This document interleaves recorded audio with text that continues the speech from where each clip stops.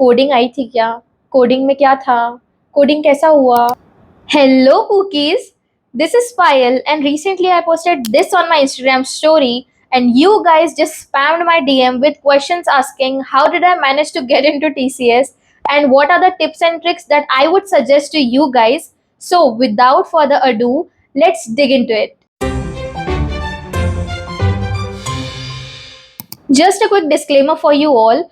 Please do not expect any technical part in this video as I will be making another video on the same topic, as well as this video is for freshers role. So if you are a working professional, you can skip the video.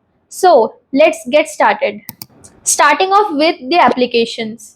Usually क्या होता है, TCS की mass hiring जो है वो जनवरी से मई के बीच में होती है हर साल। इसी दौरान कॉलेजेस में स्टूडेंट्स को बोला जाता है कि टीसीएस कैंपस हायरिंग को आ रही है और बच्चे उसकी प्रिपरेशन चालू कर देते हैं। बट ऐसा नहीं होता, टीसीएस डायरेक्टली तुम्हारे कैंपस में हायरिंग के लिए नहीं आती है। बस एक बस क्रिएट करने के लिए, थोड़ा बहुत प्रमोशन होने के लिए यूनिवर्सिटी वाले, कॉलेजेस वाले आपको बोलेंगे कि आपके कैंपस में टीसीएस आ रही है। बट आपके और टीसीएस के बीच में यहाँ मीडिएटर कोई भी नहीं है। सिर्फ जो भी कोऑर्डिनेटर होगा वो टीसीएस के ऑफिशियल हैंडल्स में से वो लिंक उठा के आपके ग्रुप पे पेस्ट कर देगा और आपको बोलेगा ये एप्लीकेशन फिल कर दो। That's it, that is your application form. वहीं से आपकी पोर्टल पे आईडी बन जाएगी और वहां पे आपको सारा स्टेटस दिखने लगेगा। बट होता यहाँ ये है कि स्टूडेंट के दिमाग में रहता है कि सिर्फ टीसीएस मेरे कॉलेज में आ रही है, तो अगर आप एप्लीकेशन में कुछ भी मिस्टेक करते हो तो the coordinator will take care of it. But ऐसा नहीं होता है। You are responsible for yourself, you have to take care of your application. So be serious and be responsible. And here comes the tip. You have to be active from early January to May June. इतने पूरे process में, इतने पूरे duration में MNCs like Wipro, Capgemini, TCS, they start their mass hiring process and that's the golden opportunity because यही साल का वो ऐसा पीरियड होता है जहाँ most of the freshers get hired. So do not miss this opportunity and follow their official handles on LinkedIn, Instagram, Facebook, everywhere else possible. And even you should manually check their official websites and stay updated what are the current trends going on with these companies. So the next point is preparing for the aptitude. As soon as you fill your application, the next obvious step is the aptitude for which you have to prepare yourself. अब students ये common mistake करते हैं that they wait for the hall ticket to arrive, which is a common mistake. What I would suggest you is, जैसे ही आप अपनी application fill करते हो, start preparing right after because that's a very long span. Application fill करने के बाद जो एक्चुअल एप्टीट्यूड की डेट आपको मिलती है उसमें बहुत समय होता है. आपको एप्लीकेशन फिल करते बराबर पता नहीं चलता. एग्जाम के 2 से 4 दिन पहले आपको मेल आएगा with the hall ticket and आपको तब पता चलेगा कि 4 दिन बाद आपका एग्जाम है. सो ऑब्वियसली आप 4 दिन में पढ़ाई तो नहीं कर सकते हो ना. So you have to prepare yourself like that. And here comes the tip. Every college has their own CRT program. I would highly recommend you to attend this program. CRT stands for Campus Recruitment Training, where they will teach you how to prepare yourself for interviews, mock interviews, all the aptitude tests that these companies take. So, if you miss out on this, you are missing a big thing. Another tip is that if you attend these sessions, don't forget to make your handwritten notes. Because when I attended my CRT training session, I made handwritten notes. I knew कभी ना कभी aptitude तो देना ही पड़ेगा, तो उसके लिए अभी से नोट्स बना के रखती हूँ. बट जब मुझे पता चला कि 4 दिन बाद मेरा एग्जाम है, so I panic and I search everywhere कि हैंड रिटन नोट्स मिल जाए. And then I got to know कि अरे मेरे पास ये सीआरटी ट्रेनिंग के नोट्स है बहुत सारे.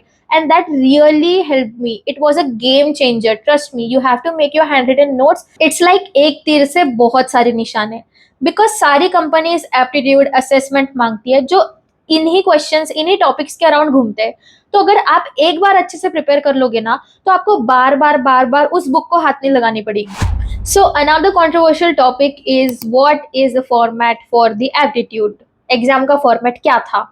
तो ये एक बहुत ही बड़ा टॉपिक है जो मैं अभी डिस्कस नहीं करने वाली हूँ. मैं एक सेपरेट वीडियो बनाऊंगी और उसमें आपको बताऊंगी. और टॉपिक्स भी बताऊंगी, फॉर्मेट भी बताऊंगी, बट नॉट इन डेप्थ, क्योंकि ऑलरेडी बहुत सारे वीडियोस, बहुत सारे रिसोर्सेज है अवेलेबल यूट्यूब पे, आप देख सकते हो। मैं बस जनरली आपको बताऊंगी जो मैंने टॉपिक्स देखे मेरे एग्जाम में, उससे रिलेटेड, उससे अराउंड। और उस वीडियो में आपका सबसे डरावना क्वेश्चन, कोडिंग आई थी क्या, कोडिंग में क्या था, कोडिंग कैसा हुआ, कोडिंग नहीं आएगी तो फेल हो जाएगी क्या, ये सारे क्वेश्चंस के आंसर मैं नेक्स्ट वीडियो में करूंगी। So the next point is, when should you start prepping for your interview. Obviously interview के लिए भी तो प्रिपेयर करना पड़ेगा ना।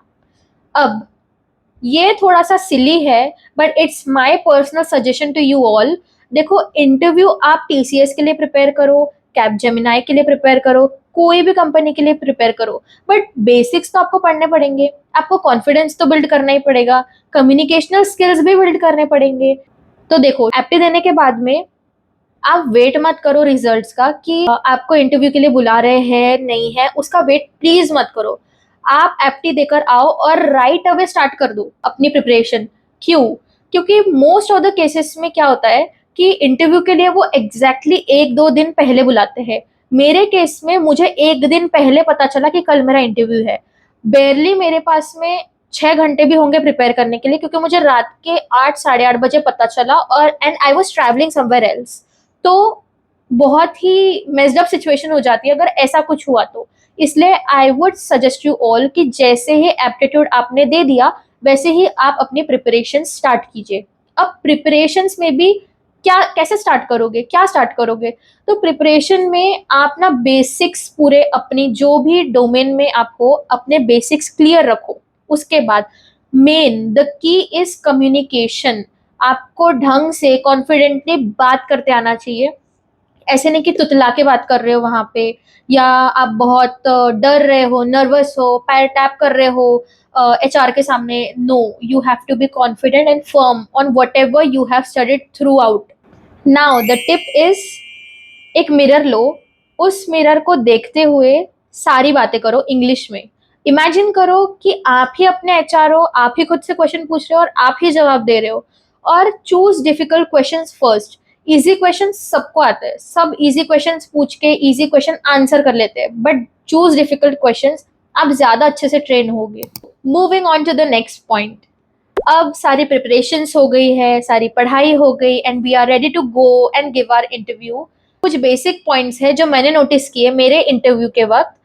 होता क्या है, इंटरव्यू के स्ट्रेस में हम खाना पीना बरोबर ध्यान नहीं देते हैं, नींद पे भी ध्यान नहीं देते हैं, बट इट रियली अफेक्ट्स। देखो, सबकी बॉडी अडेप्टिव नहीं होती है ना। इंटरव्यू के एक दिन पहले जैसे मुझे पता चला कि मेरा अगले दिन इंटरव्यू है, तो मैं तो ट्रैवल ही कर रही थी, मुझे आने में लेट हो गया। फिर मैं 10-11 बजे आई। 10-11 बजे आने के बाद भी मैंने 3-4 घंटा प्रिपेयर किया, और अराउंड मैं रात के 2-3 बजे शायद सोई होंगी। उसके बावजूद I woke up early and I had my breakfast, then I went for the interview. वहां जाने के बाद मैंने नोटिस किया कि बहुत सारे लोग ऐसे थे जिनकी नींद ही पूरी नहीं हुई।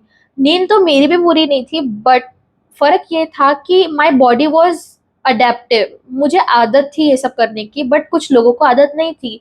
तो शक्ल से दिख रहा है उनके कि उनकी नींद नहीं हुई है, ब्रेकफास्ट नहीं किया, they were hungry, they were irritated, nervous हो जा रहे हैं। To avoid this, please have your breakfast, drink adequate water, और एक दिन पहले अच्छे से 7-8 घंटे की नींद लेकर आओ। वरना क्या होता है, अगले दिन हमारा फेस सोलन दिखता है और समझ में ही आता है नींद पूरी नहीं हुई है। तो ऐसा ना हो आपके साथ में, इसलिए take care of this points. Another topic which is very important and I feel it is very underrated. Not most of the people discuss about it, but I felt it and I really want to tell you all कि एक outfit कितना important होता है अपने interview में। I'll just quickly share a story with you about this whole outfit thing. जब मैं interview देने के लिए गई, तो मेरे साथ ही में एक लड़की थी जो किसी और डिस्ट्रिक्ट से आई थी, और ट्रैवलिंग के कारण वो फॉर्मल कपड़े नहीं पहन पाई, तो उसने कुर्ता पैजामा पहना था और वो इंटरव्यू देने वैसे ही चली गई। और उसका इंटरव्यू विद इन 5 मिनट्स के अंदर रैप अप हो गया और वो वैसे ही बाहर आ गई। एंड देन आई रियलाइज कि उसे रिजेक्ट कर दिया फर्स्ट राउंड में। ऑन एन एवरेज एक इंटरव्यू 15 से 20 मिनट तक जा रहा था, बट उसका 5 मिनट में ही खत्म हो गया। सो कहीं ना कहीं outfit really matters. Another thing is that जब आप वेटिंग एरिया में वेट कर रहे होते हो तो एक एचआर आएगा और आपसे इंटरेक्ट करेगा। अब लॉजिकली 30-40 बच्चे हैं तो वो एक एचआर 10-15 मिनट के टाइम स्पैन में हर बच्चे से बात नहीं कर सकता। तो आप एचआर का अटेंशन कैसे ड्रॉ करोगे? ऑफ कोर्स अपने आउटफिट से। अब आउटफिट यूनिक पहनने बोला है, इसका मतलब ये नहीं कि आउटफिट इनअप्रोप्रिएट हो या बहुत ही आउट ऑफ लीग हो। Just wear different, different colour, different texture, कुछ अलग पहनो बस। And I just realise that 90% of the people were actually wearing white shirts. Now see, white shirts पहनना बुरी बात नहीं है, but at least you can wash it, iron it and then wear it. That's the bare minimum, right? So the tip is, men should be well groomed and skip sleepers please, and jeans as well. And women, please wear bellies instead of heels. Also, wear subtle makeup, do not make it too bold, as well as accessorize yourself. Moving on to the most important part of this video, the actual interview. अब देखा जाए तो 3 rounds होते हैं। पहला technical, दूसरा coding और तीसरा बिहेवियरल यानी ही एचआर राउंड। तो मेरे इंटरव्यू में टेक्निकल और कोडिंग साथ में हुआ था। पहले टेक्निकल क्वेश्चंस पूछे गए थे मुझे, एंड देन उसके बाद मुझे एक कोडिंग से रिलेटेड क्वेश्चन पूछा गया। तो जो फर्स्ट राउंड पास करता है सिर्फ उन्हें ही नेक्स्ट राउंड में भेजा जाता है। It's not like that everybody gets the chance to move to the next round. Now I have few tips on communication and body language. Interview के लिए जब आप वेटिंग एरिया में वेट करते रहोगे, फिर वो आपका नाम बुलाएंगे और आपको केबिन में जाने बोलेंगे। तो केबिन में जाते वक्त you have to knock first, don't enter directly मत जाना, दैट इज वेरी रूड। जब मैं गई थी इंटरव्यू देने, मेरे पहले बहुत सारी लड़कियों ने इंटरव्यू दिए, तो मैं उन्हें पूछती थी कि आपका इंटरव्यू कैसे गया। तो उसमें से एक लड़की केबिन में जाते बराबर ही बिना पूछे सीट पर बैठ गई। तो the HR was so offended by it and he was like, did I ask you to sit? Stand up. और पूरा इंटरव्यू उसने खड़े खड़े दिया। This was really very unexpected. Therefore, you should knock and ask before sitting. Now the second point is the body posture. Please, interviewer के सामने cross leg fold करके मत बैठना। वो बहुत ही बॉसी और ऐसे वाइब देता है जैसे कि आपको उससे ज्यादा पता है, आप उससे ज्यादा सुपेरियर हो। तो please keep your legs close and keep your hands like this on your lap. So this is the right posture to sit in front of the interviewer. And please do not tap your legs in front of them. It shows that you are very nervous or very anxious. Interview के समय interviewer आपको बहुत सारे questions पूछेंगे। कुछ questions का answer आप जानते होगे, कुछ का थोड़ा बहुत पता होगा, और कुछ क्वेश्चंस तो ऐसे होंगे जिसका कुछ भी आइडिया नहीं होगा। तो इस सीन में you have to keep yourself calm. I know it's very difficult, but in order to answer all this questions you have to stay calm. अब जिसका आंसर आपको पता है आप तो वो बोल दोगे, जिसका नहीं पता उसका थोड़ा सा हिचकिचाते अटकते हुए आप वो भी अटेम्प्ट दे दोगे। पर what to do when you don't know the answer exactly? In this case you have to politely address that you don't know the answer. अब politely in the sense like ऐसे behave नहीं करना है, I'm sorry sir, I don't know the answer, but I learned this. No, ऐसे नहीं। Sorry sir, but at the moment I'm not able to recollect any of this. But I can assure you that after this interview, I will brush up the knowledge about it. This is the right way to address the fact that you don't know the answer. अब मेरे case में क्या हुआ था, interviewer ने मुझे 25 से 30 questions कुछ पूछे थे, जिसमें से 17 से 20 क्वेश्चंस मुझे कुछ आते थे, बाकी का मुझे कुछ भी आइडिया नहीं था, कुछ भी नहीं। अब ऐसे केस में क्या होता है, मोस्ट ऑफ द कैंडिडेट्स ना बार बार सॉरी बोलते रहते हैं। Sorry but I don't know, sorry but I can't answer, sorry but I can't remember, ऐसे रिप्लाईज देते हैं। अगर ऐसे नहीं तो वो बिल्कुल चुप हो जाते हैं, उनके पास कोई रिस्पॉन्स ही नहीं होता है। This is the worst case. अगर आपको नहीं भी आ रहा है, so you have to admit that कि मुझे नहीं आ रहा है। बार बार बेशर्मों की तरह आपको बोलना है, आंखों में आंखें डाल के, कि मुझे नहीं आ रहा है, and I am accepting that fact. Interviewer को यही चाहिए, क्या आप अपनी रिस्पॉन्सिबिलिटीज ले सकते हो, क्या आप ऑनेस्ट हो, क्या आप प्रेशर हैंडल कर सकते हो, ये सब उसी के लिए रहता है। And pro tip here is, this hiring is called mass hiring, और ये फ्रेशर्स के लिए ही होती है। सो दे डोंट एक्सपेक्ट कि आपको नासा लेवल का कोड आता हो या नासा लेवल नॉलेज हो, एकदम रॉकेट साइंस जैसा कुछ पता हो आपको। वो बिल्कुल भी आपसे ऐसी एक्सपेक्टेशंस नहीं रखते। उनको सिर्फ बच्चे से इतनी एक्सपेक्टेशंस होती है कि वो अपने जॉब रोल में ऑनेस्ट रहे, रिस्पॉन्सिबल रहे और वो सीरियस हो कंपनी के प्रति, बस। So the next round will be the coding round. इस राउंड में वो आपसे सबसे पहले पूछेंगे कि आप कौन सी लैंग्वेज में कोड करने के लिए कंफर्टेबल हो। फिर वो आपको एक ब्लैंक पेपर और पेन देंगे और फिर आपको वर्बली एक प्रॉब्लम स्टेटमेंट बताया जाएगा जिसके अकॉर्डिंग आप उस पेपर पर कोड लिखोगे। अब टिप यहाँ ये है, जब वो आपसे पूछते हैं कि आप कौन से लैंग्वेज में कंफर्टेबल हो कोड करने के लिए और आपने जैसे कहा सी, तो वो कोड लिखते वक्त आप सी में ही लिखो, पाइथन में शिफ्ट मत करो। अगर सी में बोला है तो प्लीज सी में कोड लिखो। उसके बाद अगर आपको कोड नहीं याद आ रहा है, आपको कुछ भी पता नहीं है, तो एटलीस्ट सिंटेक्स लिख के छोड़ दो। सिंटेक्स लिखने के बाद आप कॉन्वर्सेशन को लीड करो। For example, tell why did you write this syntax. ये सिंटेक्स का क्या रोल है इस कोड में, इस सिंटेक्स का यूज कैसे करेंगे, like so and so. This will tell कि आप अपनी कमजोरी को भी एक स्ट्रेंथ में बना रहे हो। आपको नहीं पता but still you are trying. So the last round is the HR round or the behavioral round. In this round, they will ask you some of the trickiest question, just like if you are the team leader and one of your teammate is very notorious and doesn't do any of the work. So in this situation, how will you tackle it? How will you handle them? I think this is a very personal question and it varies from person to person. अगर आप ऐसी personality ही नहीं हो जो एक team lead कर सकता है, तो how will you tell them कि sir I can lead this, I can do that, I can make this work, right? So in this case, I would highly suggest you to be yourself first. Even if you can't lead a team, just portray your qualities in such a way that the company finds it useful. Earlier, I was very insecure with my communicational skills, but later I got the opportunity to work as an intern at Task Technology. There, I understood the importance of communicational skills, body language, body posture, and personality development.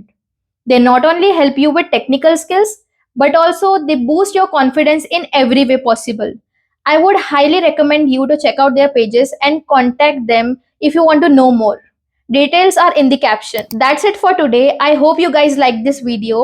Don't forget to comment, share, and subscribe to my channel. Let's meet in the next video. Bye bye.